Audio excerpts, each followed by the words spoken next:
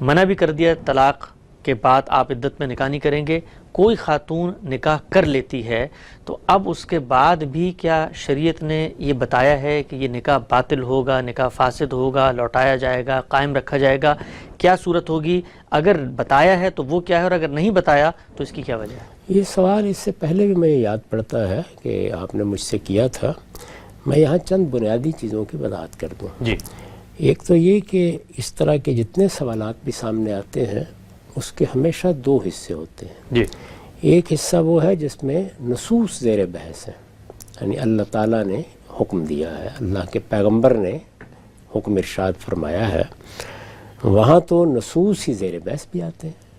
یہ بات اس طرح بیان ہوئی ہے, سورہ طلاق میں اس طرح ہے, سورہ بقرہ میں اس طرح ہے, احزاب میں اس طرح ہے, نصوص کی وضاحت کر دی جاتی ہے. دوسرا حصہ وہ ہوتا ہے جس کا تعلق اجتہادی امور سے ہے. فقہ اصل میں میرے نزدیک وہاں سے شروع ہوتی ہے.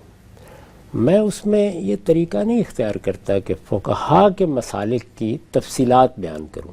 ٹھیک. یعنی اجتہادی امور میں دین میں تو جو تفصیلات اللہ تعالیٰ نے بیان کر دی ہیں یا اللہ کے پیغمبر نے بیان کر دی ہیں اور وہ نصوص میں آ گئی ہیں, وہ لوگوں کو بتانا ہوتی ہیں. جس طرح کہ ابھی ہم نے یہ تفصیل کے ساتھ بتایا ہے کہ اس صورت میں عدت کی پابندی کیا ہوگی, اس صورت میں کیا ہوگی, اگر بچہ وضع ہو جاتا ہے تو پھر کیا ہوگی, یہ سب چیزیں بیان کی ہیں نا. تو یہ چیزیں جتنی ہیں یہ اللہ تعالیٰ نے خود واضح فرما دی ہیں.